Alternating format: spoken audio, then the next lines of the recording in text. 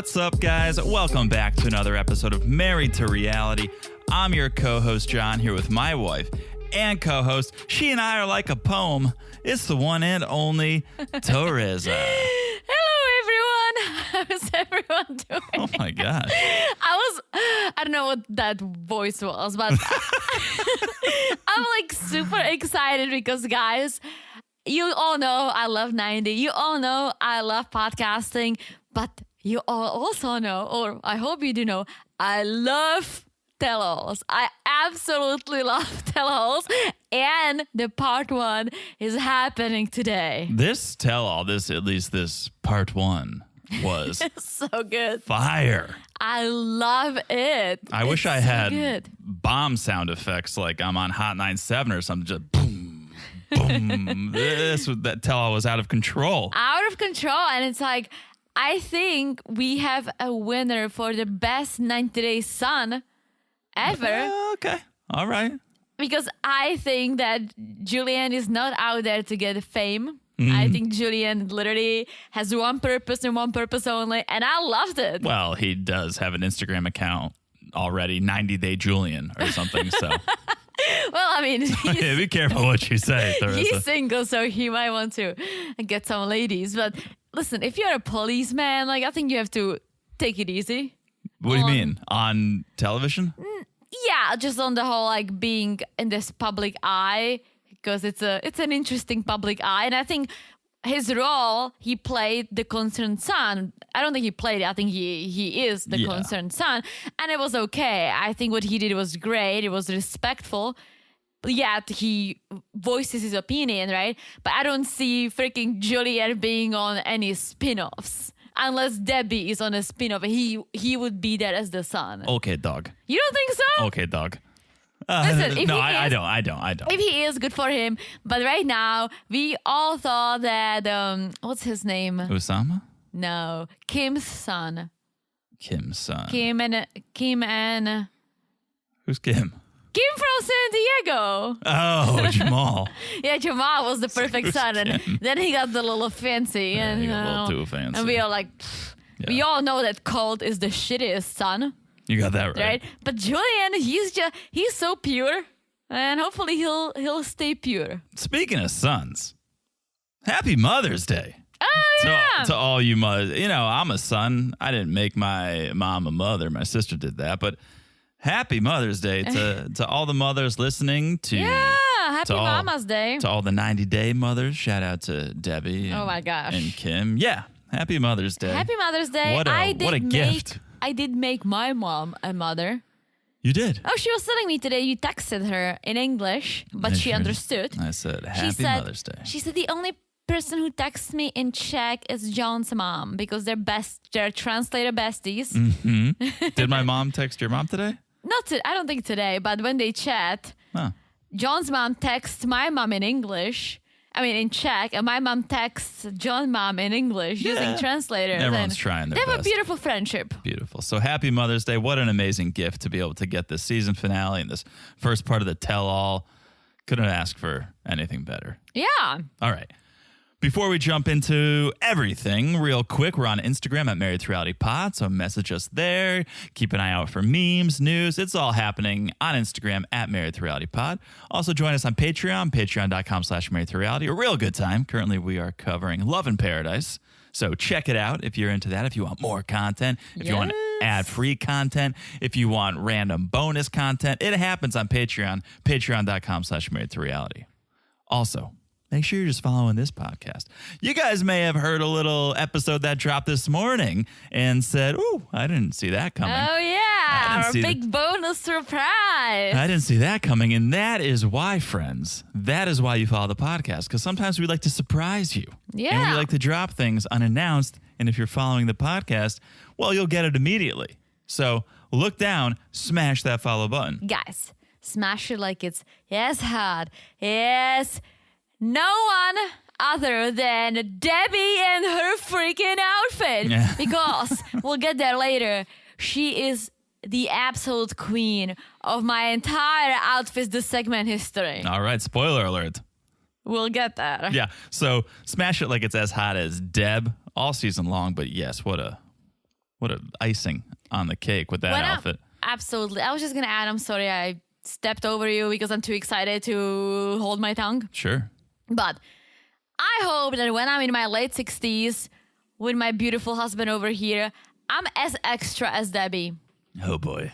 Because I just love it. I love her energy. I love that she's who she is. I freaking love it. All right. So anyways, follow the podcast, guys. Yeah. If you guys don't know what we're talking about, we dropped episode 1 of our coverage of Jewish matchmaking. Jewish matchmaking, guys. And you have to tune in. Watch the Netflix show because it's so good. Tune in into the pod because I, as the Gentile, aka the non-Jewish person, I have a lot of questions and I observe and John explains. Yes, as the resident Jewish person on this podcast, so, I do my best to explain. Yeah, so tune in. I hope you guys will enjoy it because we sure did. We didn't even plan on doing it and we started watching and John is like, we gotta do this. This is so close to my heart. We do all these foreign shows for you, Teresa. Let's do something that's closer to me. And I was like, absolutely. I do the foreign shows for me too because these foreign shows have an American and have well, very foreigner. true. But I feel like this is something that's just for you. Yes, thank you. I'm here for it. And thank you for going along with it and entertaining me. Oh, for sure. But, I have to be careful. Because with all my love, I don't want to just say something that doesn't sound good, even though I would never mean anything bad. Yeah, of course. So follow along with that. We'll be dropping an episode every day, Monday through Thursday, and we'll be doing that 2 weeks in a row. So it's an 8-part season. You'll get 8 episodes. Yeah, what is it? What's the word for something instant and one after the other? Marathon. It's a marathon. Yes. It's a marathon of Jewish matchmaking. It's a Jewish matchmaking marathon with a little pause for Shabbat. Yes, the Sabbath. Absolutely. So please follow us and you will get all those episodes. And then last but not least, if you haven't left a review, please do. We love the love. And when you leave us a 5-star review and you write something, we'll read it on this podcast like I'm about to do right now. Do it. All right. This review comes to us from our friend Kiwi Girl. Hello, kiwi. I love kiwis. I love the kiwi birds. I also love kiwi the fruit. All right. 5 stars. Love it as well. Titled Yas. Yes. With 1, 2, 3 exclamation points. That's what I always say. Yes. All right. Here we go. Here's the review. You've quickly become one of my favorite podcasts. My partner, 2D Cat, agrees. We're sitting on a beach in Mexico, and I'm listening to you while watching the waves roll in. Oh, very poetic, Kiwi. Thank you for your entertaining banter. Teresa is my absolute fave. John, you're okay too. The coverage of Jenny and Sumit and their Karma Sutra class had me LOLing. Thank you for creating a bright spot in this weird, wild world. Oh, Kiwi Girl, thank you for that amazing review. I love it. Weird, wild world. That's a tongue I just went to twister. Costco on Friday. I was debating whether I should buy kiwis, but the box was too big. I didn't want them to go bad. Yeah, you did. But You would have been your own Kiwi Girl. thank you so much for a beautiful review, Kiwi. You're a tomato girl now instead. I am. I got tomatoes instead because I just eat them a little more often. All right. Moving on. Thank you, Kiwi Girl. That was an amazing review. All right. Should we do it before we get into the main meat of this episode? Yeah. What do you say we do a little 90 Day by the way? Sure. And guys, thank you for sending all the love for John's By the Way. Oh, yeah. On the Patreon, we got a lot of great comments about loving your By the Ways. Yeah, So- because sometimes we drop a by the way that we think is going to blow your minds, and then it's crickets. And we're like, is anyone listening to this? Can you believe this news? People do, and I love that you guys brought it up because and sometimes I give John shit for not using my by the ways, but in general, I deep down, I secretly love that he does all the digging for me, and I just sit here and learn. Yeah, I like to think maybe I'm leaving people speechless, and that's why they're not calling in. But I think that's it. a bunch of you guys called in. Actually, we were overwhelmed with the call, and so thank you. Yeah. I'm glad you guys are enjoying the by the way. So number 1, a big congrats to Omar of Omar and Avery. Oh, I know this one. Last week, he celebrated his white coat ceremony, which Yes. is a rite of passage for medical students. In the U.S. In the U.S., yes. We know Omar already had his dental degree from Syria. Yeah. He needed to complete the schooling here in the States. Yeah, but not the full school. I think it's just a few years. You don't go to your medical school from start to finish. My aunt did that with her. She's also a doctor. Okay. Got her degree in Czech, but they moved here and she had to finish some programs too and do some residency. That makes sense. Yeah. So they moved, Omar and Avery moved to Jersey. He went to Rutgers Dental School. Oh, that's awesome. I got into Rutgers and then I dropped out because it was too expensive. I went to a little slightly cheaper school. Yeah. So I went to CUNY. Shout out to Jersey. Shout out to Rutgers. I also learned through reading this story, Omar, he became a Lyft driver to make money while he was in school. That's awesome. So huge shout out Good to for him, Omar yeah. for busting his ass, putting himself through school. And shout out to Omar and Avery just as a couple, because you don't get proof that often that these international relationships can work, but this is proof that it can work, especially if you stay off 90 Day Fiancé. Yeah, but also the way Avery approached this was great because she knew that, all right, well, she first accepted the culture and that's why it works. 100%. She wasn't fighting him on like, oh, I don't want to do this, I don't want to do that, I want to wear bikinis around my town. Like, no, like she accepted the culture and that's why it worked. I mean, it's one of the many things that they need to accomplish to have a successful relationship, but this was number one. But she didn't begrudgingly accept it. Like if Nicole and Mahmoud were to accept it, she'd be begrudgingly accepting it. She doesn't want to accept it. Oh, yeah. Avery was with open arms Oh, accepting yeah, this for culture. sure. And that's why. Yeah. Because she had an interest in it.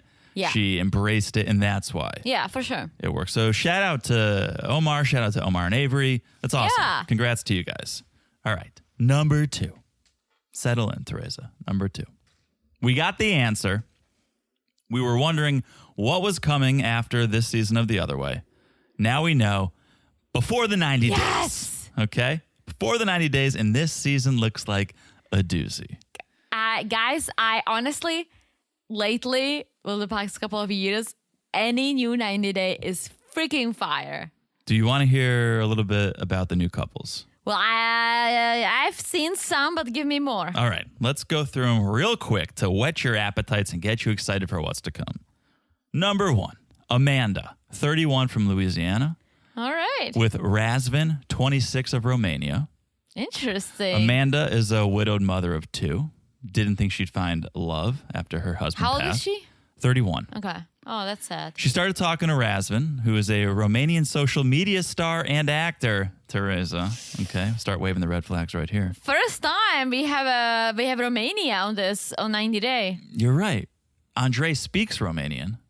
Yeah, but he's from Moldova. Yes. So Razvan helped pull Amanda out of her grief. They fell in love a little bit. They've been online dating for 4 months, and now she's decided to go to Romania to meet him in person.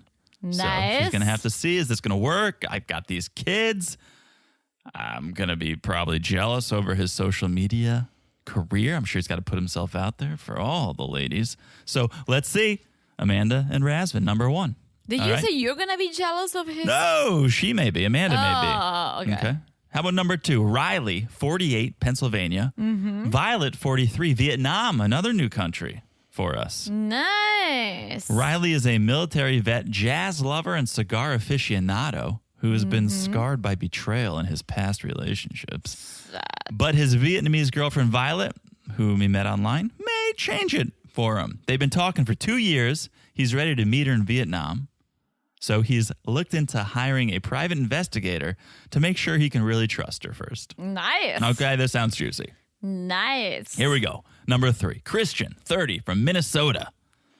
Cleo, 32, from England. Okay.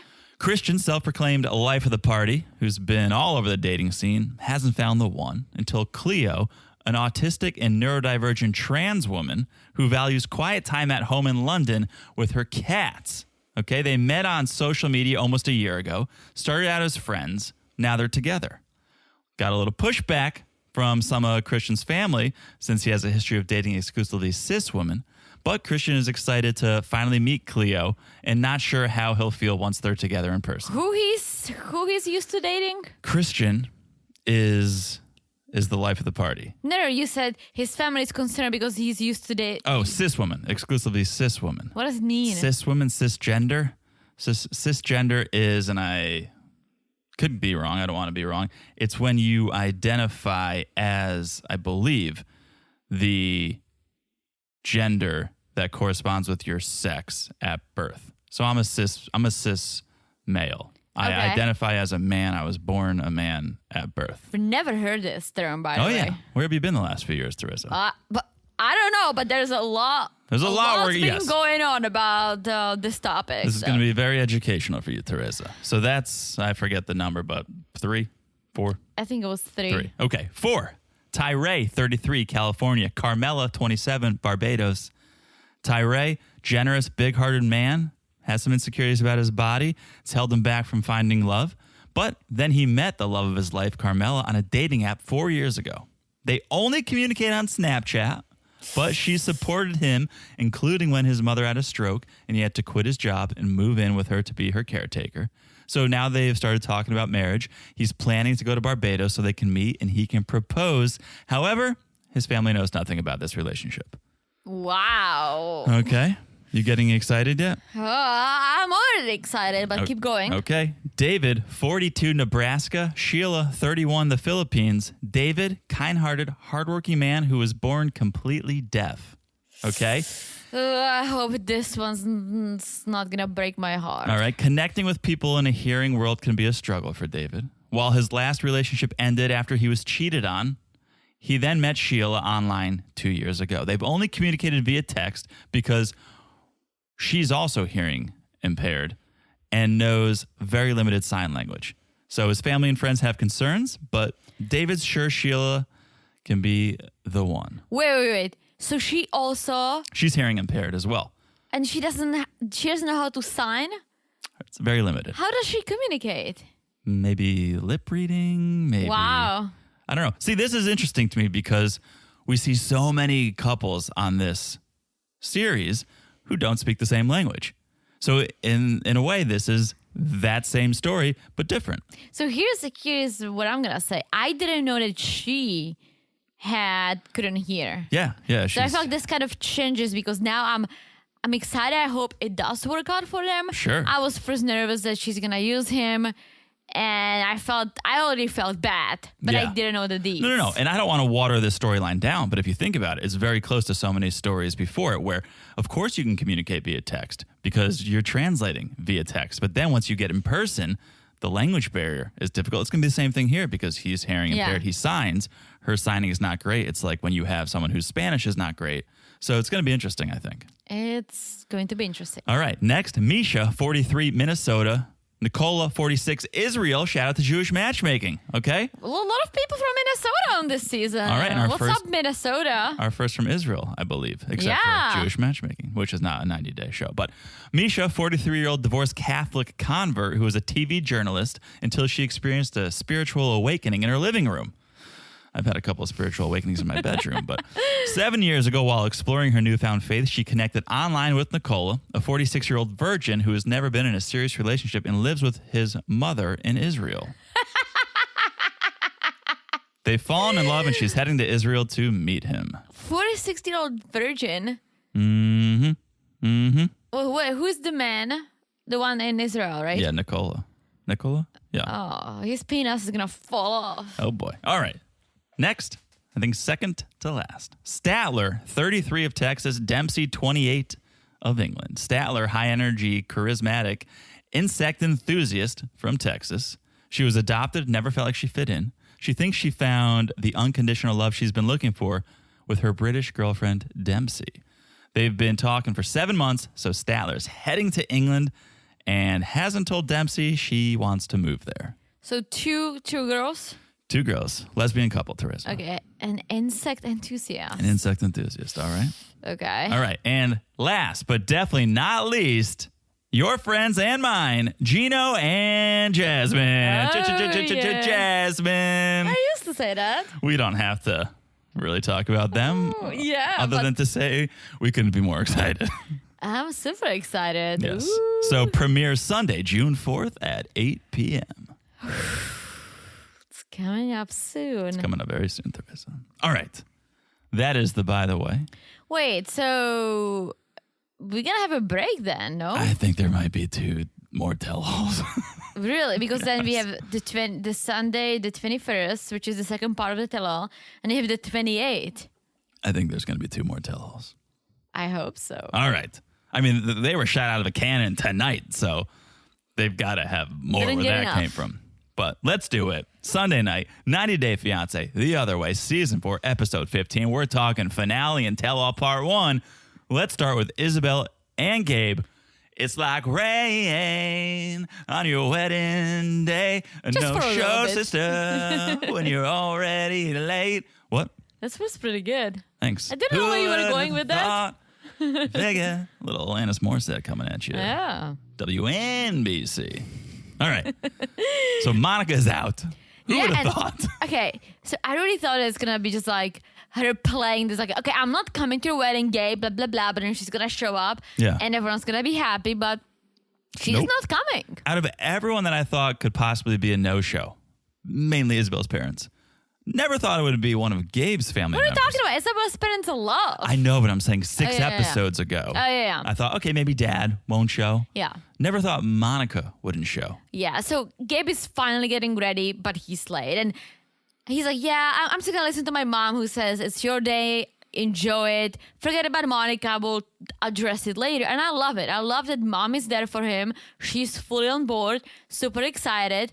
So they finally get to the venue. And Gabe was gonna lie, little white lie, and say Monica was sick, and that's why she's not there. Yeah, and I don't think he said anything.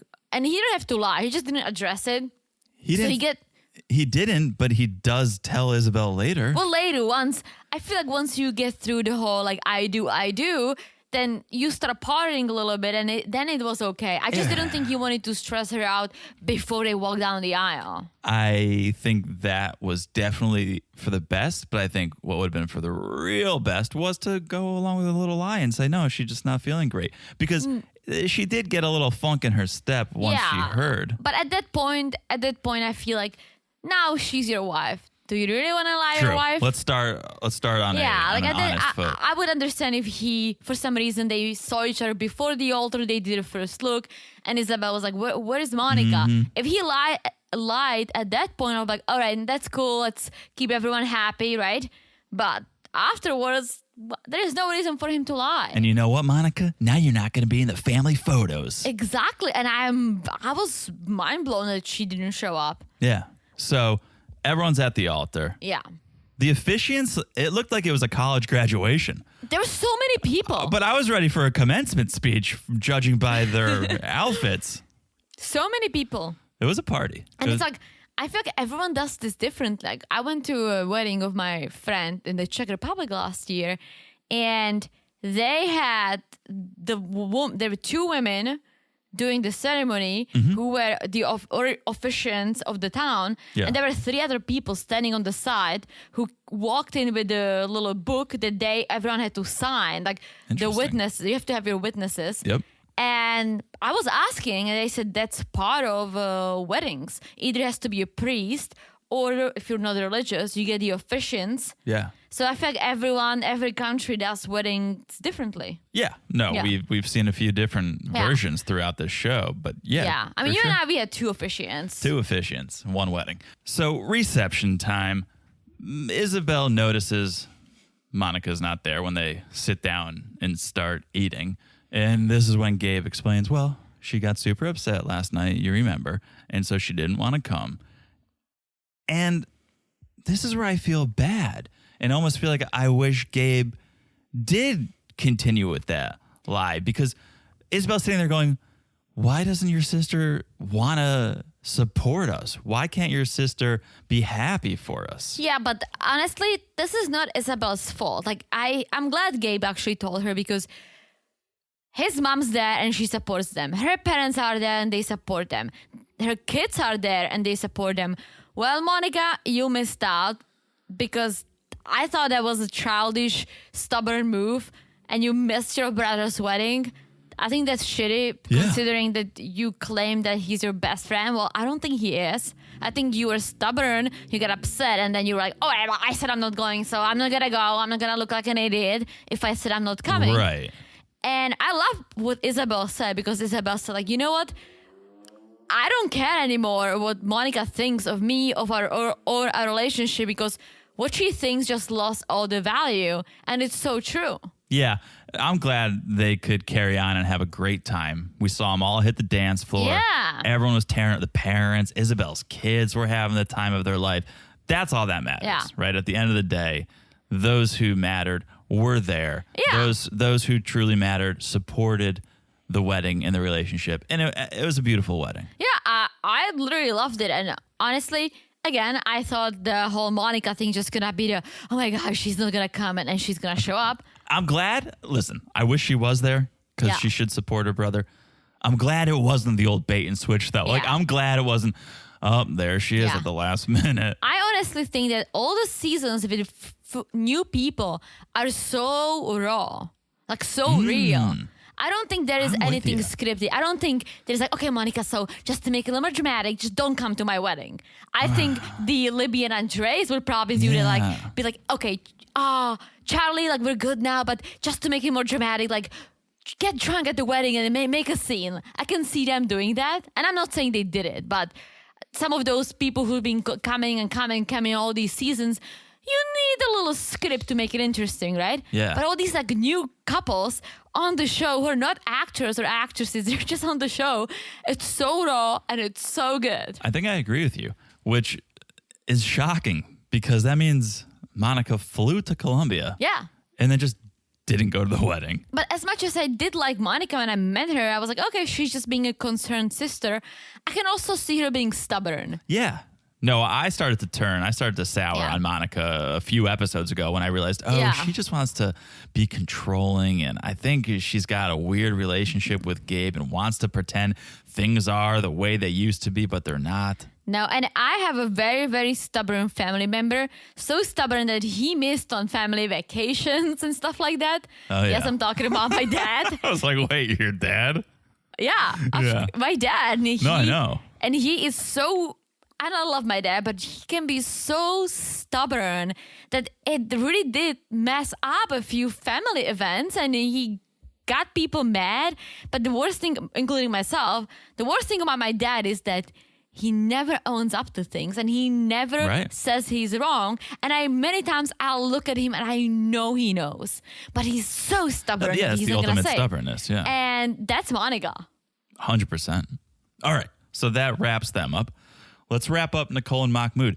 I don't think I realized that Nicole was in Egypt for 5 months. Well, I did because last time she said she's been there for like 3 or 4 months. So I know, but I would have thought, okay, 3 months total maybe on the sea. 5 months, half a year basically. I think, well, she surprised a lot of us that she stayed there that long. Mm-hmm. And so it's obviously been a struggle. And we saw last episode, they've talked about moving to the States. And now, yes, that seems to be the case. Mahmoud will move to America when his visa gets approved. Yes. And so they're going out to have a lunch by the water and chat a little bit, chatting about a visa, chatting about Mahmoud coming to the U.S. And he's nervous about finding a job, finding friends, different culture, right? And Nicole brings up the one thing that, honestly, that's their biggest issue is the clothes. I know. It's kind of... It's silly, but it's serious. It's that's a great way to put it. It's silly, but it's serious because, yes, Mahmoud actually has real concerns. Can I find work? I want to be able to provide. Can I find a mosque? My faith is important to me. Friends, right? Yeah. And Nicole's just like, yeah, but what about clothes? Can I wear a short sleeve shirt in summer? And it's silly, but it's serious because it's so important to her.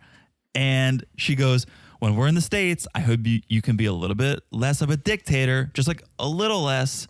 And it's not going to work. I don't see how it could possibly work. And Mahmoud, and I'm not the biggest fan of Mahmoud, but there's a part of me, I was like, all right, well, he at least says he's going to try. He's like, I'm going to try to change while I want to stay true to myself, but I'll try to change. I'll try to be more open-minded about the clothes. But here's what I think is going to happen. Nicole's not going to be like, all right, well, I'll keep modest, but maybe I'll wear short sleeve shirts and jeans, right? Yeah. Which is still, that's modest to me, right? Yeah, for sure. But I think for Nicole, it's going to be like, oh, it's America. It's hot as fuck. Let me do a little backless shirt, a little belly shirt. Like, she has a great figure. She can show her butt with no problems, and she likes doing that. She loves fashion. I also think she's just going to keep moving the goalposts. So the first summer, it may be t-shirts and jeans. By the third summer, it may be tank tops and shorts. Yeah. And again, like things may change for Mahmoud. Maybe he'll realize that, you know what, like it is okay. I see other women doing it and they're happily married, have kids. No one walks around and tries to bang girls that wear short sleeve shirts, right? Yeah. The thing I don't know for certain, but the thing that could help him is maybe finding a mosque, finding other Muslim men or other Muslim couples and seeing, oh, okay, in America, maybe there is a little bit more freedom. Again, it's couple by couple. It's person by person. It is, but the problem is that they are not a Muslim couple. Yes, she converted. True. So technically she is. She didn't know what she was doing. Muslim, but yes. And we talked about Avery at the top of the show. That's a whole different story. Absolutely. And so, we'll see. I could empathize with Mahmoud when he said, I just don't want anyone to see my wife's muscles.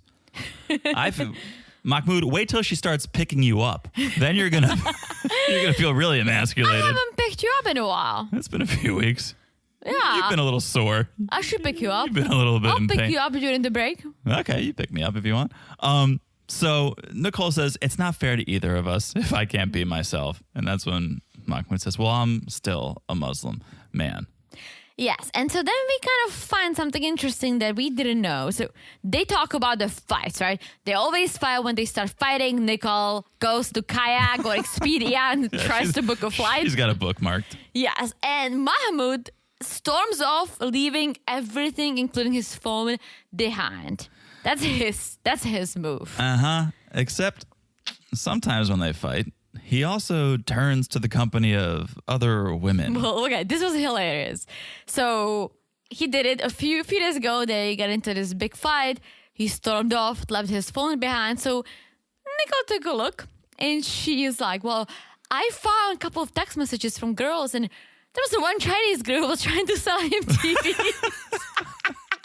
And here's what I think. I think his brother said, dude, listen, Nicole's like, this is not going to work out. She's too wild for you.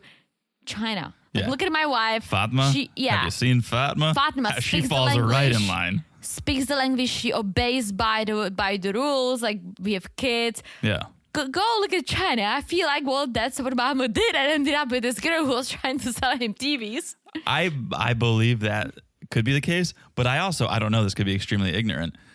Maybe in Egypt, people do buy TVs from China, like directly. I don't know. Maybe he was in the market for a new TV, but the conversation was a little too friendly. Like, did you make it back to your hotel? Yeah. So, but I almost feel like because it was kind of ridiculous, then Nicole's like, you know what? Like, I'm going to move on from this. This is a lesson for you. Yeah. Let's move forward. And Mom was like, oh, I love you so much. Like, thank you so much. I'll try to understand you more and try to be more accepting of your wardrobe. It's like, okay. And they keep hunting each other. We'll see. Let's see. It'll be third time's a charm. If he moves to the States, that'll be the third go around. I think for if them. he moves and he opens his mind a little bit, and no one's telling him to stop being Muslim. It's just try to open your mind a little more and try to meet in the middle. Like, she should meet him in the middle, but he should meet her in the middle. Compromise. One of the C's. It's one of the big C's. One of the big C's. And it's like, yes, maybe let her wear shorts and shirt. Doesn't mean like shorts, like booty shorts, right?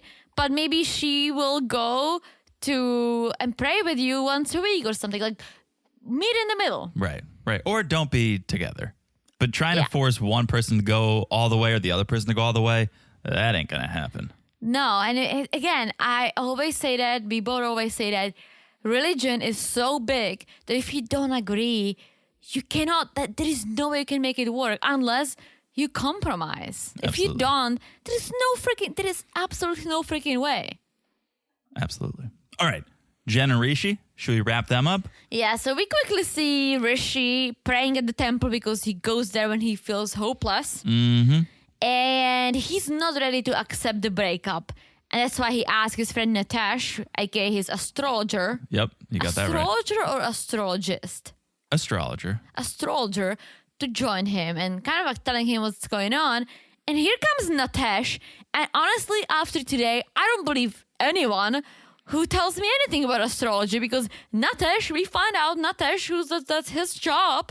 He's been lying to Rishi this whole freaking time. Well, he was stuck between a rock and a hard place. He says, I'm his friend, but I'm also his astrologer. Yeah, but especially because you're his friend and astrologer, you should have told him way before that, dude, this is not gonna happen. The stars are not aligned. Her star is on the east, your star is on the west. They're never gonna cross.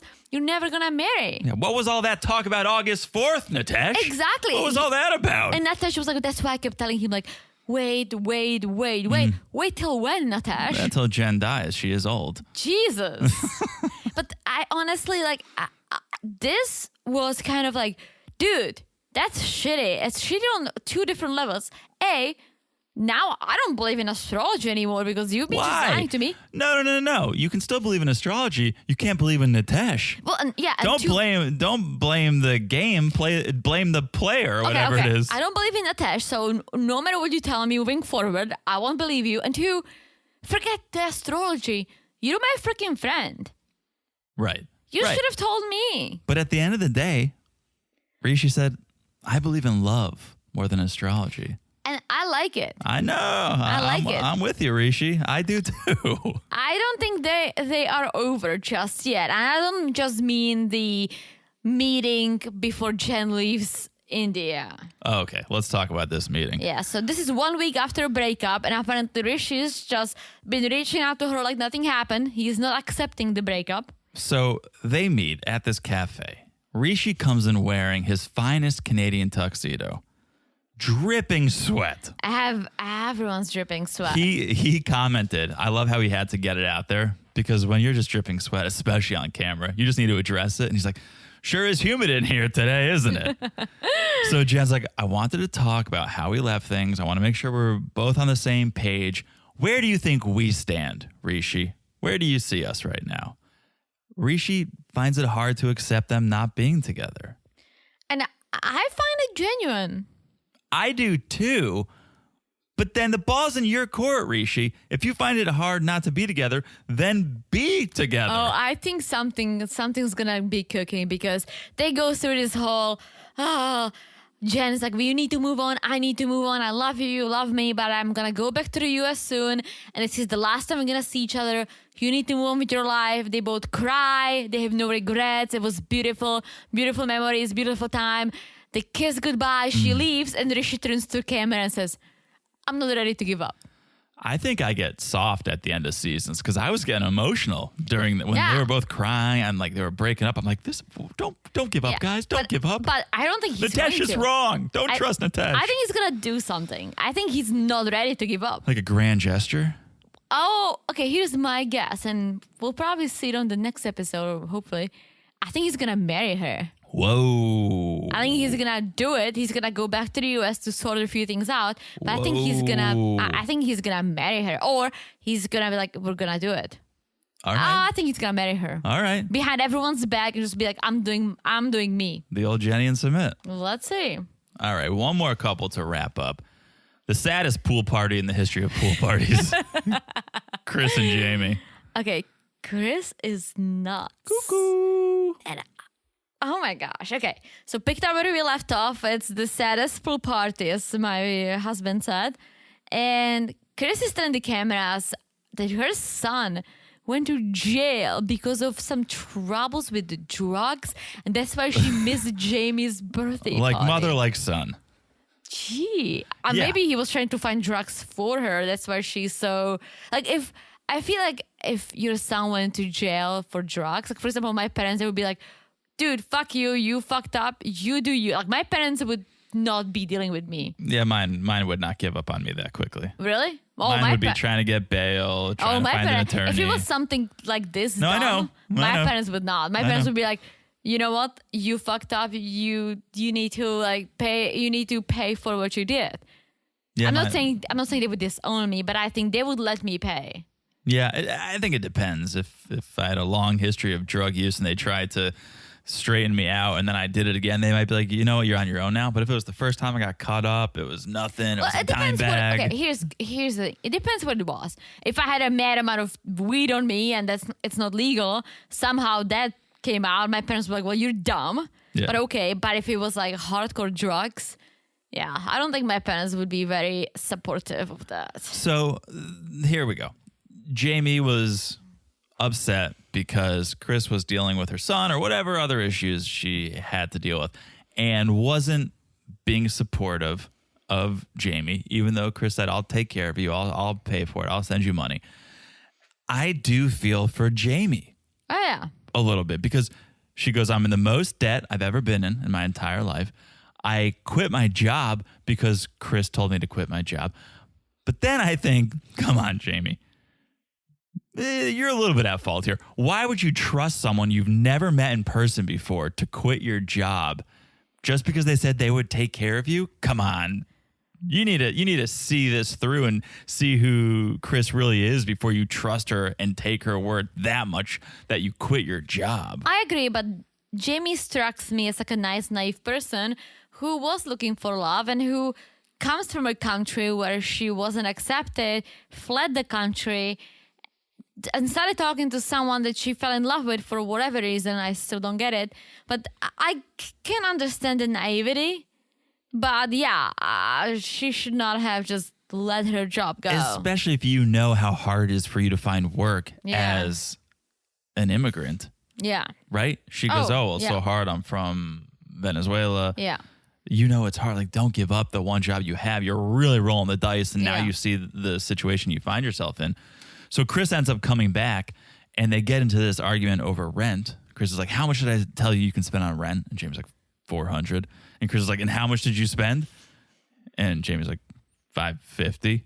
Yeah, no, Jeymi was like 500. Kris like, no, 550. Yeah. And I mean, I was going to say in the grand scheme is 150, but 150. No, it's not. 150 it's not. adds up. It's not. We discussed this the first time we heard about the rent. We said, if she went $100 over, that's not enough to get angry about if the rent is $1,500. If you go from $1,500 to $1,600, but if it's 25% of your budget, that's a lot. That's going from $2,000 to, I'm not good at math. $2,500. That's a big difference. I agree, but here's why I said it. It's like, it is a big deal, but let's say if Jeymi kept her job and was also contributing, going 100 over, maybe let's try it for a little bit. If that was the apartment that had it all, because let's not forget, before we give Jeymi a lot of shit, let's not forget that Kris had a list of things she needed in her apartment, right? So I think Jeymi did her best, and maybe she thought, all right, well, she's American, 150 extra, who cares? Yes, I agree with you. It is more. It's more. And it adds up. It's more, and it's not your money, which pisses me off too. If I said, yeah, you can spend $400, and then you spent $550 of my money, I said $400, and now you're just taking advantage of me. Yes, I feel like that should have been a discussion.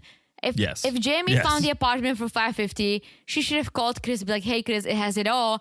It's a little more expensive. Thoughts. If Kris shut it down, well, then let's find something within the budget. If Kris agreed, great. Right. So Kris is like, I'm done. I'm done with this bullshit. I'm sorry I wasn't here for your birthday, but my son comes first. I'm done.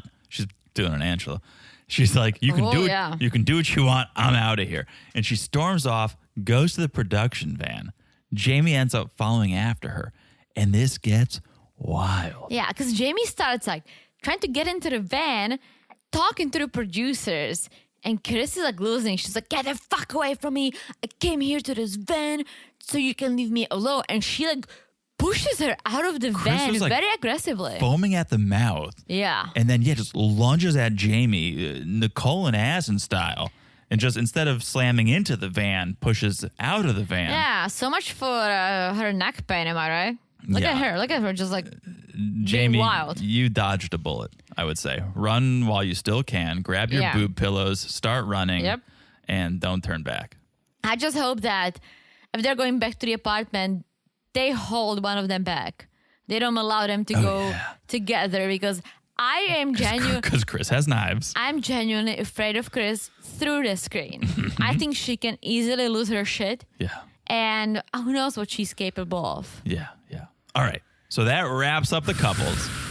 Let's take a quick break. We will tell you about our sponsors for this episode. Teresa will pick me up, and then we'll come back and we'll do the first part of the tell-all. Yes. All right? We'll be back in a second. Guys, I'm super excited about our new sponsor for the pod. You guys know that John hates when I talk about working out, but it's a big part of my lifestyle. Well, something else has become a part of that lifestyle, and it's called Fit 8 energy drinks. I'm actually drinking the blackberry pineapple right now, and I could try to describe how good it is, but right now you can actually save 40% off your first order of 24 cans of Fit 8 energy plus free shipping. Wild! So you can try it for yourself. You guys just need to visit www.drinkfit8.com/marriedtoreality. One more time. www.drinkfit8.com/marriedtoreality and make sure you put the www in the URL. And I'm looking at John, and he's also drinking a can of something delicious. You want to tell us about it, Jonathan? Yeah, you actually just caught me mid-sip right there, Teresa. I am drinking the peach mandarin flavor. I think it's my favorite. It's refreshing. It's delicious. But the best part, all the flavors are 100% naturally sweetened with none of that gut-killing aspartame, no sucralose or Ace K. Words I can barely say, words I don't want to hear Teresa even try to say. Plus, Fit 8 Energy is packed with all the essential vitamins, minerals, and nutrients you need after a workout, like branched-chain amino acids, glucosamine, electrolytes, turmeric, omega-3s, and vitamins B, C, D3, and E. And maybe my favorite part, Fit 8 has 200 milligrams of clean caffeine from green tea. Clean caffeine from green tea, Teresa. So I get the energy I need without any of the synthetic ingredients. I love that. Do you want to know what my favorite part is? I think I can guess, but tell me, Teresa. My favorite part is that Fit 8 Energy is only 15 calories per can, and it comes in 4 very delicious flavors, including mango sorbet, yum, raspberry hibiscus, yum, and of course peach mandarin and blackberry pineapple, yum yum. So, like Teresa said, right now we're giving our listeners 40% off your first order of 24 cans of Fit 8 Energy plus that free shipping by going to www.drinkfit8.com/marriedtoreality. Again, www.drinkfit8.com/marriedtoreality. We'll also put the link in the show notes, so check it out. And thanks again to Fit 8 for sponsoring this podcast. And we're back. Hello, Jonathan. Hello, Teresa. I almost said something else, but let's move on. What do you mean? Oh, I almost said hello, Tommy. Like Tommy the horse. Oh, boy. You guys know about our mic check. Yeah, for some reason, when I picked up the mic after I picked you up, I was gonna say hello, Tommy the horse. You guys are confused and you're scratching your head.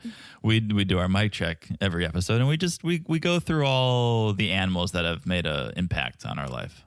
I was gonna say all the animals that touched our hearts. All the animals that have touched our hearts. Yes. And Tommy the horse is one of them. Yes. All right, and then I do a whole mime. I do an act out where I pretend I'm riding Tommy during it. We've already gone too far. We've talked too much. Tell all. We're telling all right now. We're telling too much. All. We're telling too much. All right, so let's travel to New York City, where we get a little self-filming in the hotel rooms, people getting ready. TLC loves breaking that fourth wall now during tell-alls. They love a little behind-the-scenes action, a little talking to camera, a little self-filming. Like, ever since that last tell-all where they went to the rooftop bar afterwards. That was wild. They love giving that offset content, right? I love it. Gabe loves giving hot takes, and I love that. Gabe is thinking Kris is a pillhead, questions Nicole's hair. Gabe is in the mix. Oh, Gabe. I like Gabe. Gabe's there to stir the pot. Gabe is there to stir the pot. But like in a curious way. I don't think he means bad. I think he's just curious and he's going to put it out there. Let's see. I mean, he's definitely dipping his toe into the deep end. Oh, yeah. This first part. We'll see if it gets a little deeper as it goes on. Let's see. All right. Enough dancing around it, guys. You've waited 15 episodes for it. You've waited all season for it. You know it. You love it. Cue the theme music. It's Outfits the Segment. Outfits the Segment. One day we'll have theme music for it. We should have a theme music. All right. I already did Alanis Morissette. Everyone's favorite segment. Outfits the segment. And by everyone, we mean Theresa and myself. Buckle up for 10 minutes of wardrobe commentary. It's Outfits the segment. All right. So let's start with Nicole. All right. Nicole is wearing a dark red off-shoulder dress with showing one full shoulder. So one shoulder, a golden necklace, and I love it. Her perfect hair. I love it. I was actually underwhelmed with this outfit. I liked the cut. I liked the cool slanted shoulder, but I thought she brought it more throughout the season than she did on this tell-all. If it was anyone else, if it was Jen, if it was Danielle, I would have been like, damn, nice tell-all outfit. But Nicole, who is known to bring it, I don't think brought it. I loved the necklace. I thought it was really cool. A statement piece, all right. I didn't like the color of I did like the dress, but I wish it was, I'm with you, maybe a little brighter. Mm-hmm. Yeah, it was like a maroon. Yeah, I don't like that color. Okay. It looks like if you eat cherries, then you poop. Prunes. Cherries. Okay, all right. But and Sean called it out too, not very modest. So, but like half modest, like the half slant, like one arm out. Like, long story short, she looked nice, right? Oh yeah, looked good.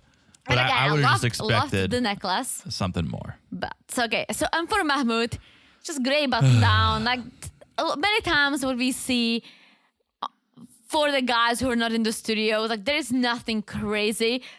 He looked like he was going to the club for the first time. Like that's what I wore. That's what I thought you wore to the discoteca back in the day. Well, that's his vibe. He wears button downs all the time. That's literally what he was wearing the entire time. All right, no harm, no foul. Yeah. With Mahmoud. So then let's go to Gabe. So Gabe is wearing this gray suit and a salmon shirt, and it's meh. Ugh. Meh. Like, what is that, Gabe? Like, you have a decent style. What color What color was the shirt? That's what I wrote down. Salmon t-shirt underneath. Yeah, you would have been better off with a black t-shirt. I don't know. We don't need that salmon. That's straight from Old Navy. But also like a salmon and a gray suit. Like, what is that? And then brown dress shoes. Like, throw a pair of white sneaks with it. Yeah. Make it a little hip. This was so... Nah. I don't know. And it's so unlike Gabe because he does have a vibe. Usually, yeah. Yeah, usually. This was, I don't know, last minute if he ran to his closet and was like, I need something. And Isabel's wearing this like light green shirt. She just looks comfy. It's like this loungewear. It was like Lululemon, pastels. She looked pretty, very pretty. She always does. I mean, but it was like understated. She was comfy. Understated. She's like, I'm home. Why would I dress up? Exactly. All right. Next, Danielle. Okay. Danielle is wearing sparkly pink dress and obviously a pink crystal. But I have to say this: her hair looked great. Hair looked great. Yeah, above the shoulders, I'm going to say she looked good. The dress looked like it was off the sales rack at Marshall's or something. Yeah, and there's nothing wrong with that, but it's like sparkly pink, a crystal. It's like, come on, Danielle, like, you can do better. But hair, fabulous. Yes. Love the color, love the cool blonde. She had the waves looked good on her, the curls. Yeah. That was nice, Danielle. And then Johan, bright yellow shirt. Casual Friday. He was giving me casual Friday vibes. Like, it wasn't bad, it wasn't great. It wasn't like, oh my gosh, you look great. But it wasn't like, what are you wearing? We'll get to that. All right. We'll get to that with some other people. Here we go. Okay, I'm going to leave the best to the last. We're actually going to bury the lead. Let's bury the lead on this one. So next, all right, someone who does not know how to dress, and it's Kris. Here we go. Now, our first really agree to disagree, I think. Here we go. All right. Okay, she has weird orange hair. It looks like someone did it months ago and it's like growing out. Mm-hmm. And she has this like black pantsuit with these golden stones. Okay. All right. And this dark blue corset. Ew. Okay. Well, let's ignore the fact that she's going through withdrawal, clearly. But I'm saying dark horse for best dressed. She looks like a magician's assistant and I like it. You kidding, right? I kind of like it. I think she looks like she found an outfit in a dumpster behind her house, and that's probably what someone else dumped there because they were like, oh my gosh, like I want to set this on fire, but I don't want to pollute the air with all these fake stones. Okay, let me rephrase it then. I take it back. Not best dressed. most improved. From what we've seen her in all season, dancing across our screens, flying to different countries, and I'm gonna vote for her for most improved. No. She looked horrible. I think the best she ever looked was when she was fighting with Jeymi because she was just wearing jeans and a shirt. Okay. This was horrible. It was ew on so many levels. All right, ew on ew. Agree to The disagree. hair, the pantsuit, the fake stones. Speaking of fake stones, I guess there was a hit this season because we'll get to that.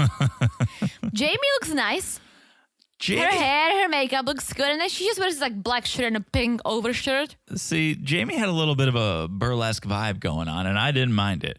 Yes, the necklaces, hair up, and like a lacy top. Yeah, she looked nice. I liked it. All right, speaking of the fake crystals, Here we go. what Here we in go. the world is Rishi wearing? Because when I saw him the first time, I started laughing so hard. And it's not just the blazer with these fake crystals on the side. It's the wrinkly shirt underneath that looks like all the pajama shirt that John wears around the house.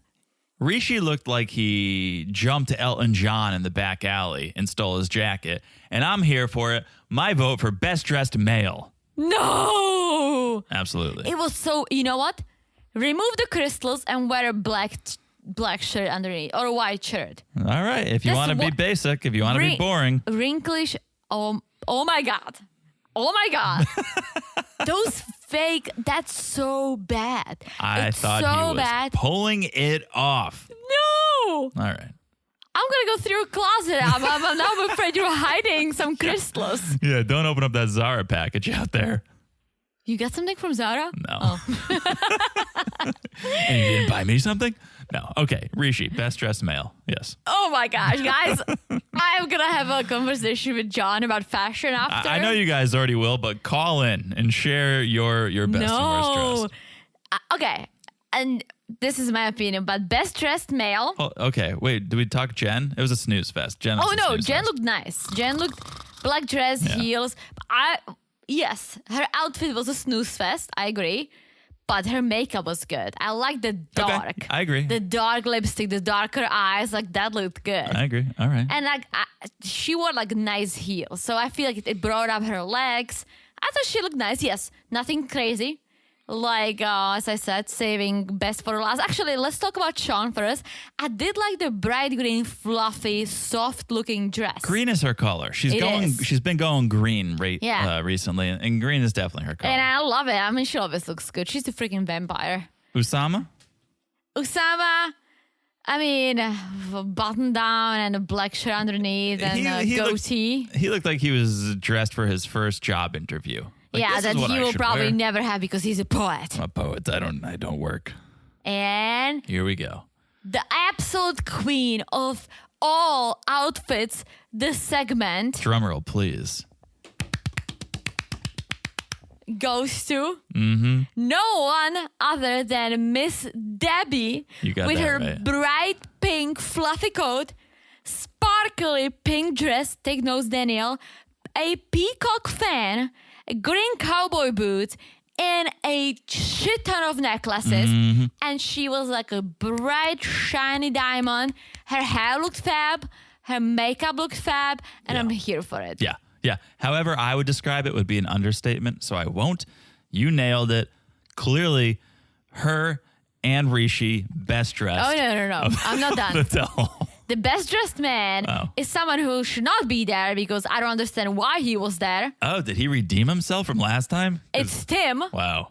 I did vibe the silver leather jacket, I have to say, and his black outfit. But why do they, and Veronica looked so nice. bad. Yellow dress. But why are they there? Leave the commentary to us, TLC. I literally don't understand. They didn't make any comments on this. Nope. One, which I forget what it was. Are they there? Yes, loving the jacket. Let me know where you bought it from. I might get it for myself, maybe for John because he needs some help. Otherwise, why are you there? Yeah, I get pillow talk. I think pillow Exactly. talk I is a love pillow brilliant talk. idea. Yeah. We don't watch it, but we should. Sometimes, but I don't get this. We don't need them there. We really please. don't. We really don't. But one more time, let's give a big applause to my queen, the queen of all outfits the segment, because no one on the show ever pulled something like this off and wore it like a queen. Debbie. Just that, like, you're tight in on her and you see the fan and she looks fantastic, but then pop out to the wide shot when you can see her boots and she is slaying. And I love that they put her in the middle because that's where she belongs. That's where she belongs. Yeah. And I love it. I love it so much. Yeah. That it was, and here's why I love it. It's not the producers who picked this, that it's her. And that's what I was. It's all her, and that's why I love it. That's what I was going to say. And it's such a crucial point. I love authenticity. Yes. If anyone else on that dais, on that stage, on that panel was wearing that outfit, you'd be like, stop it. Yeah. Stop. You're trying to make a show for this tell-all. It is so authentically Debbie. Yes. That it is beautiful. I loved it. I love it. All right. Let's You get ready? let's get into it a little bit here. All right, so we just saw the cast chatting a little bit before the show as they come in, and we learned from Gabe that he actually is Team Osama and hates Kris. No, I feel like I've been painted as Team Usama a little bit here too this season, and I'm not totally not Team Usama. With everything I've said about, I don't think he ever said that he planned to stay in. Well, there was a part of me that I thought, you know what? I kept talking about the companionship. I was like, maybe it can work. Maybe they have a little different relationship between them. But once he went nuts and he just started spilling his guts, I'm like, oh, bro. Yeah. Absolutely fucking not. Sean asks what's going on with Debbie and Osama. Apparently, Osama's been contacting Debbie all the time, but she ignores it. Yes, and then we kind of go couple by couple. Daniel and Johan are apparently technically married. On a technicality, yeah. Which I'm very curious because Yeah. when we met them on Love in Paradise, I was like, okay, well, maybe they can make it work. She wants to move to his country. I know he wants to go to the US, but maybe. But on this season, I mean, Daniel literally, someone's gonna say it, but Daniel was treating him like a child. Yeah. I wouldn't be surprised if they are no longer together. Yeah, and I think he took some of it and then he got pissed and kind of said things that maybe weren't so good. I think once Talon entered the picture, things got real for that relationship, and I wouldn't be surprised. Yeah, but the way Daniel treats him is a big no-no. Yeah, a big no-no. Jen and Rishi, talking a little, and I think there's gonna be some bomb drop. A little talking. Gabe and Isabel. Gabe and Isabel misses Gabe, so things seem to be good. Yep. Nicole and Mahmoud. Everyone picked up on Nicole is not being dressed conservatively, and apparently Mahmoud picked a different dress, but Nicole does Nicole, and he kind of laughs it off, which makes me think like maybe he is slowly coming around, because think about it. This is not modest at all, and she's on a national TV. Yes, but I would say this is also a peek into how things will go in the States, which would be Nicole doing what she wants to do and ignoring 100%. Mahmoud's but wishes. He's not pissed at her. Like, he's not like, what are you wearing? Like, oh. He's like, he kind of laughs it off. He's like, well, Nicole does Nicole. His blood was boiling, and then it boiled over at the end of this episode. Well, not because of Nicole's dress. I think that may have been the start of it. Well, I think he likes looking at her. I just don't think he likes anyone else looking at her. You better cover up those muscles. And I have Kris and Jeymi, and we learned that Kris has not been feeling well. She's What else been is sick. new? What else is new? But they have not seen each other or spoken since that fight. Good. We'll see. All right, let's do it. Let's dive into the queen of the tell-all here. Let's talk Debbie and Osama. And we see a little throwback how things escalated. And Osama says that he broke up with Debbie because Debbie wanted to move to Morocco forever, and that wasn't discussed. And then Johan. Oh boy, Johan. Johan has an opinion. Oh boy. And I hate this. Because Johan is like, Miss Debbie, with all due respect, get this young guy a green card and help this young man to get a job. Why in the fucking world should she do it after he lied to her and scammed her or tried to scam her? Yeah. Why in the world would she help him with anything? Yeah, and I've never been Team Danielle, but her response was perfect because I was sitting there going, how would I respond to this? And Danielle just goes, we're not nonprofits. Yeah. Which is a great response. It is you a don't great just response. get to cheat the U.S. immigration system Yeah. because you want to help somebody out. Yeah, and I think- there are visas to help people out. Yeah. And K-1s are not those visas. No, and I think Johan, I think there was at least something between Johan and Danielle. I think he did love her, or maybe he still does, who knows, but he did want it to come to the US. yeah. He wanted the better And he was life. clear about it. Yeah, he was so was Osama eventually, but I was like, no. Like that's the wrong mindset. That's if immigration's listening to you, Johan, you're not coming here like ever. Because that's exactly the mindset I don't want to hear. As an immigrant, as someone who went through this, it's hard. I mean, we're still going through it. I don't want to hear that stuff. That's not, and as you said, there Right. are visa for it. Right. It's not the K1. You're taken away from the real couples, from the real love, because all people who scam make it very difficult moving forward for people who are real. Yeah. And Gabe tries to take Osama's side and Johan's side, and he makes a valid point, but it's got no place in this argument. His point is basically like, well, other people who want to live in Paris could marry a French woman. It's like, yeah, okay, but that's not really what we're talking about here. No. And I don't think Debbie found Osama because she wanted to live in Morocco, right? But I think Right. Osama found Debbie because he wanted to live in the US. Absolutely. I don't remember exactly, but I think it was Osama who reached out to Debbie. Yeah. I don't think it was Debbie who reached No. out to Osama. So Sean's like, Osama, were you ever in love with Debbie? Or was it all just to get to the States? And he was, but not anymore. Now I don't love her. and we cut to Offset. And this is who I want to see Offset. I don't want to see Tim and Veronica. Guys, I love you, but I don't want to see you during a tell-all. I want to see Julian getting gassed up backstage like a bull ready to start bucking at a rodeo. Yeah. I do want to see Veronica on the Single Life, just an FYI. I want to see her on the Single Life. I want to see her on Pillow Talk. But I don't need to see you for 3.5 seconds during a tell-all. Very true. I just don't get the point. And we did it last time with Tim and Kenny. It's like, you had no role. Honestly, why? I'm all about setting people up for success. Yeah. And this construct doesn't set them up for success. It doesn't set them up for anything. It makes everyone watching go, why are they here? It makes them look bad. Yeah, go on Pillow Talk. Go on Pillow Talk. Yeah. And all right. So Julian is there and he is Team Mama. He is ready to tell everyone how he really feels. And he's been telling us this whole time. And that's why I like Julian, because he's been authentic. He's not like, oh, Mom, yeah, sure, I'm here for you. And then things went south. Oh, fuck Osama. No. From the beginning, he's like, Mom, I'm worried about you. This is not a good idea. I'm nervous. Please don't do it. Like, he is the son who cares. Julian comes out. You want to talk about outfits a segment. He comes out looking like an off-shift waiter. I mean, Julian is a cop. Nothing against cops, but I mean, have you ever seen a great dressed cop? Seen a great dressed detective. Who?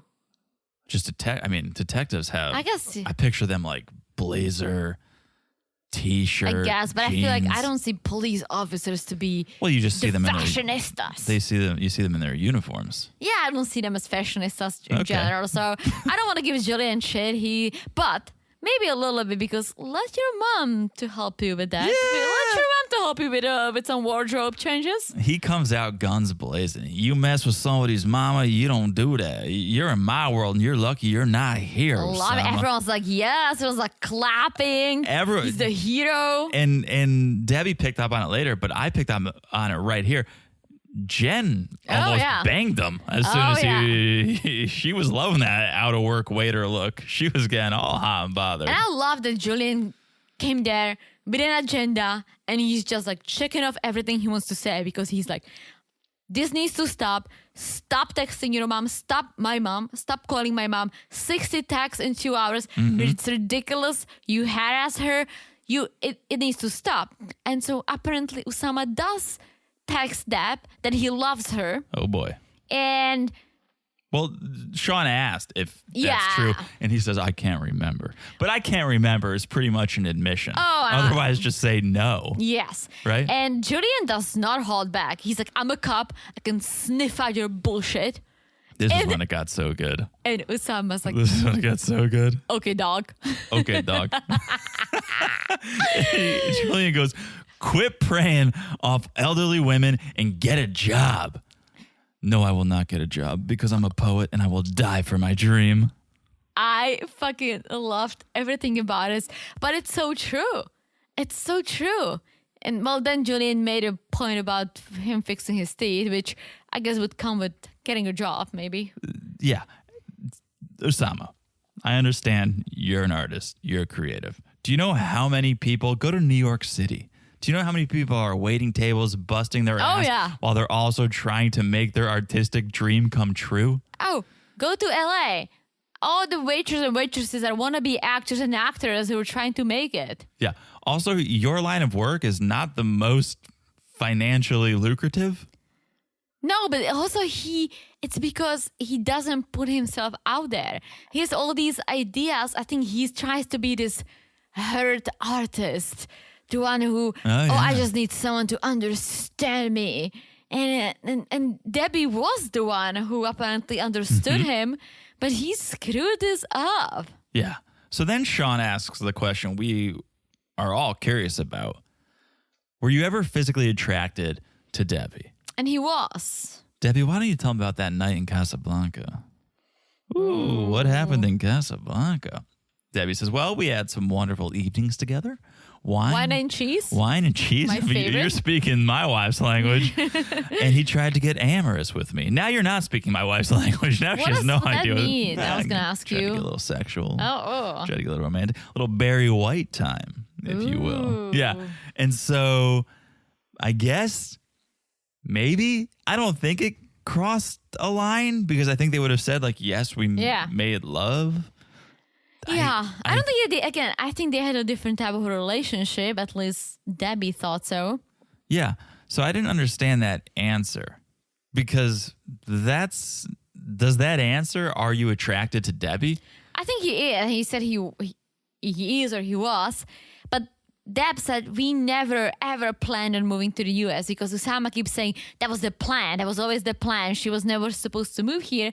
And Deb says, well, I made a comment very early on, like, imagine moving to the US, the immigration officer would look at it and start laughing. I'm glad she's aware. Yeah, oh yeah. Because we've said that. We've said it many times. Everyone's thought that. Yeah, and it's so true. Like, I'm telling you, for people of the same age, it can be a struggle and hard because there are people who don't know you who are gonna look at you how you look on the paper. You need a lot of evidence. Yeah, that's what's gonna be judged. And I hate to say it, but 24 and 68 just does not look good on the paper. 5'3". Jesus.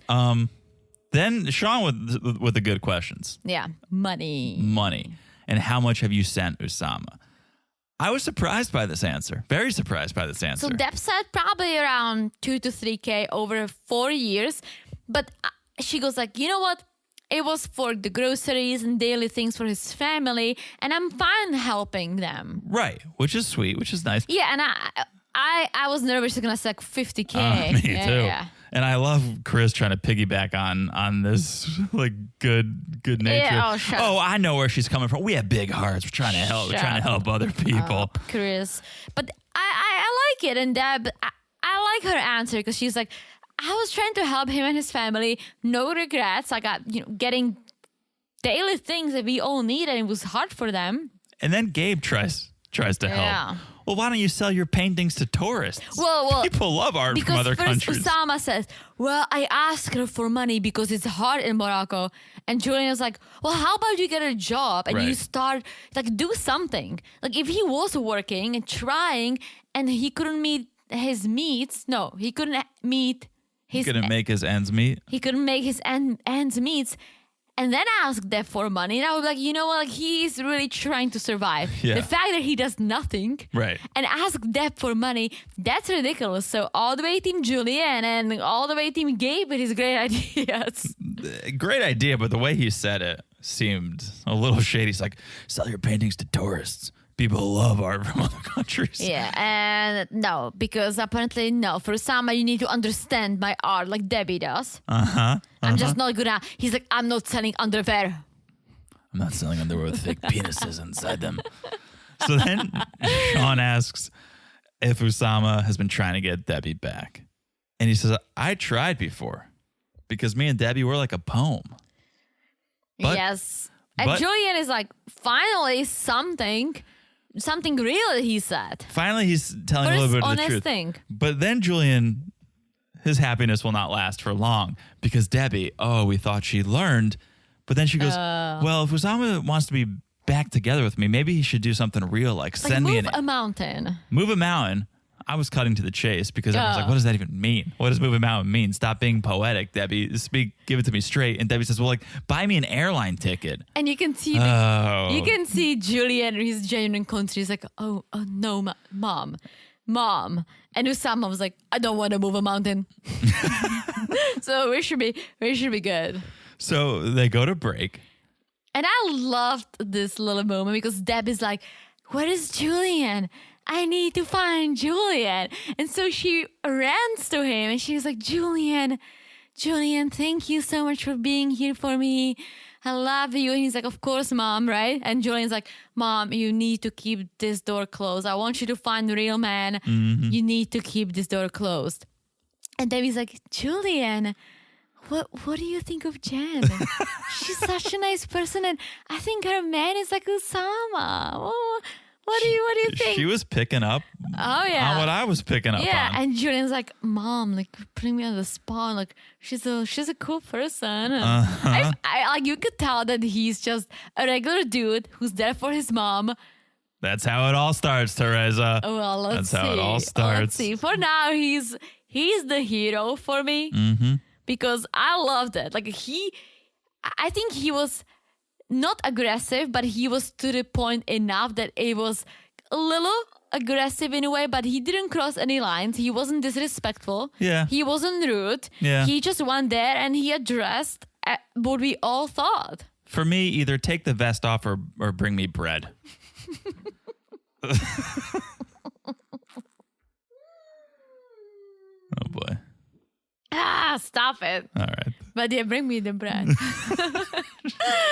Let's move on. We get to Nicole and Mahmoud just a little bit. And Sean asks about the plan to move to the States. Yes. Nicole's living in LA now. And in 20 days, Mahmoud has his visa interview. And if approved, he can come over whenever. So Sean's like, well, why didn't you just stay in Egypt and wait for Mahmoud to get his visa? She makes sense. She's like, I want to get home. I want to find a job, find an apartment. Like that makes sense. Yeah, that for sure. Checks out. And the question arises, well, speaking of bread, will you be comfortable with Mahmoud if Nicole is the breadwinner? And I liked his answer. He was like, well, I mean, we're one person, basically. Yeah, you're a family. Yeah, and it's not forever. It's not like he's like, well, now it's your turn to take care of me. It's like, well, if this is what it comes down to and this is how we need to survive for a little bit, I'm okay with that. Yeah, it's the right answer. If Yeah. this is who you want to be with, then you'll do whatever it takes to be with that person. So then Sean's like, what was the whole thing about proposing after 1 week? That seems a little ridiculous, right? Yeah. And Nicole's Not like, proposing, marrying. I thought I was proposing. I think marrying. Maybe not. I think proposing. Yeah, proposing. And Nicole says, yeah, I know it's crazy, but only with Mahmoud would I do that. And Mahmoud says, yeah, I never wanted to marry anyone before, but once I met Nicole, something inside me changed. Yes, and then they ask about Nicole and her relationship with Islam, and she's like, well, I didn't fully know everything. Like, Nicole, you knew nothing because apparently she converted 2 days before the wedding, just out of nowhere. Yeah. And the wedding happened within 2 weeks of them getting to know each other. And this is dumb, and I'm going to blame Nicole for this.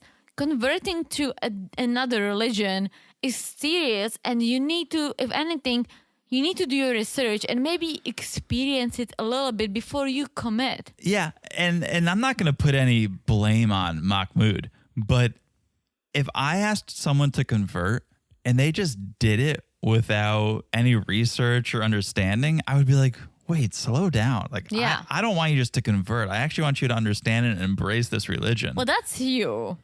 Right. I think for Mahmoud, it was just like, yes. Like I think for him, it was like a gesture of, all right, she wants to live this lifestyle with me. She wants to be with me. This is great. Yeah. I don't think he really thought about it deeply. Well, and for Mahmoud, what it was mainly for their kids. If they were to have Yeah. kids, both parents would be Muslim.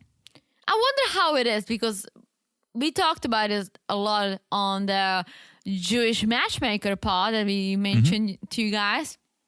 But I don't know how it is when you're a Muslim. Like, does the female does she have to be Muslim, It's a good question. or is it just the man? Right, because in Judaism, Yeah. the children are what the mom is. Yeah, so for me, like if we have kids, they're not gonna be Jewish Right. unless I convert, and it doesn't matter that you are Jewish. Correct. So that was their reasoning, was for the kids. And Gabe brings up the question, well, what if your child doesn't want to be Muslim? Mahmoud came and wrapped his mind around that. He's like, of course they'll want to be. I'm Muslim. They'll want to be Muslim. And Gabe says, well, okay, what if you have a daughter? Will you force her to wear a hijab? And Mahmoud goes, listen to me. Islam doesn't force anyone to cover their body. What you do is up to you. Which, okay, I don't know enough about Islam, but I don't know a lot in general. But that doesn't seem like what he's been asking her to do. But I don't think he's wrong. But I don't think there is. Think about West Cairo, right? Or New True. Cairo. Sorry, New Cairo. Yeah, that's true. Okay. Right? Yeah. They're living a more. I guess you're right, because her friend was saying there is nothing in Quran that says you need to cover yourself. Right. So I think what Mahmoud is saying is 100% correct. It's on True. a person-to-person basis. No, Now, you're right. You're right. Yeah. He is requiring Nicole to cover up. Yeah. No, but you're right. The Quran is not requiring that.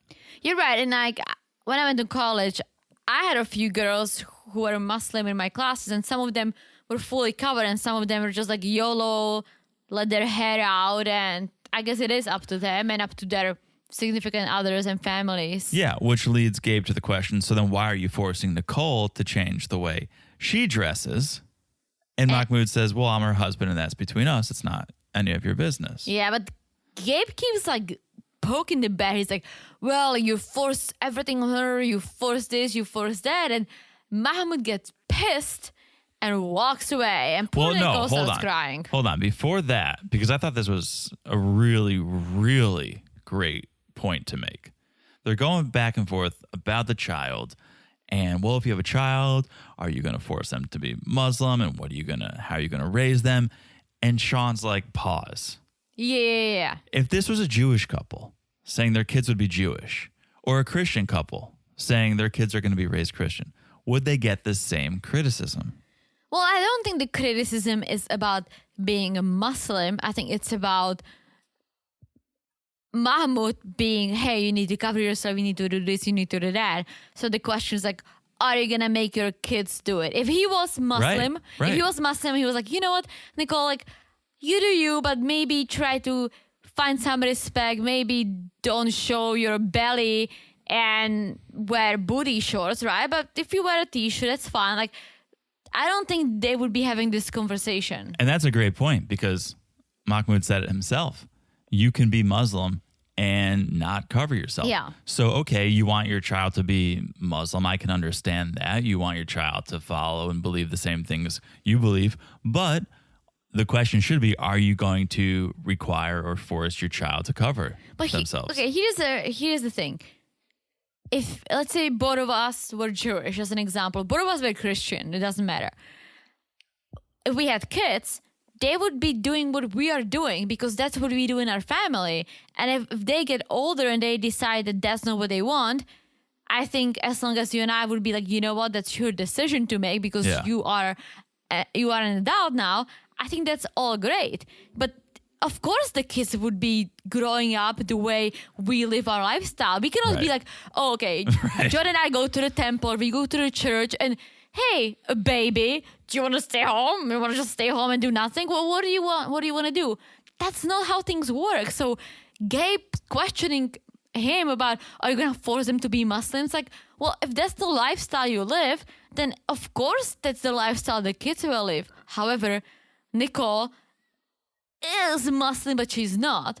Yeah. And I think that's something they'll need to decide as they move forward. And I think that's primarily where the question stems from, is that, yes, on paper, Nicole has converted. Yeah. But she really hasn't converted. Her mind has not been converted. Her belief system, the way she dresses. So you have someone like Gabe sitting there going, well, why is Mahmoud going to choose the way the children are raised when clearly Nicole doesn't follow those beliefs? And so that's what it is. In your example, which I agree with, if both the parents are Jewish, then obviously they're going to be raised that way. But there's this tension between Nicole and Mahmoud and the way they want to live their lives. So it's, well, which way is going to win out if a child is involved? We'll see. But yes, Mahmoud gets all fired up and rips off his mic and leaves. And Nicole cries. Yeah, and we lean in and say this tell-all is off to a great start. Oh, and I loved the previews. It's going to be so good. Yes. So, this season has not disappointed yet. It doesn't look like it's going to disappoint anytime soon. Thank you guys for hanging with us through this season. Thank you guys for listening to this episode. We hope you're enjoying it as much as we are. Make sure you're checking out, as we said, our coverage of Jewish matchmaking. A little surprise marathon. We didn't expect to cover it, but 2 minutes into watching the first episode, we said, oh, we need to share our opinions on this. Yeah, shalom. Shalom. That's the only word I know. Shalom. You learned. Oh, I learned some. Yeah, and you'll continue to learn. So check that out. It's dropping every day this week except Friday, the Sabbath. Shabbat Shalom, and then it'll pick back up next Monday. But check it out. Hope you guys enjoy it. Make sure you guys follow us on Instagram at Married to Reality Pod. Join the Patreon, patreon.com/Married to Reality for Love in Paradise. Yeah. Great season. Follow along so you get those Jewish matchmaking episodes and anything else we decide to drop. As you guys know, we're wild. You guys see that now. We're wild. We might just drop 8 episodes on you. You don't know. So make sure you follow along. It's so easy to do. Look down and smash that follow button. Guys, once again, smash it like it's as hot as the outfit, the segment Ultimate Queen, Debbie. You got that right. Miss Debbie. Miss D. All right. And if you haven't left a review, please do. We love when you guys leave reviews. And a special thank you to Kiwi Girl. Thank you for that. Thank you, Kiwi Girl. Amazing review. Yeah, and also smash like it's as hot as the Kiwi review, of course. So hot. So much hotness this episode. The review and Deb. Whew. Whew. It's so hot. All right. That is it. I think I've said it all. Have you said it all? I've said it all, but I mean, is it Sunday again yet? I know. Give us more. That's all we want. Guys, I said it on the top of the show. I love tell-alls. I love tell-alls, especially when they're good. And so far, so great. So far, so great. All right. I've said it all. I've said it all for now. We'll talk to you guys soon. Bye-bye. Bye-bye.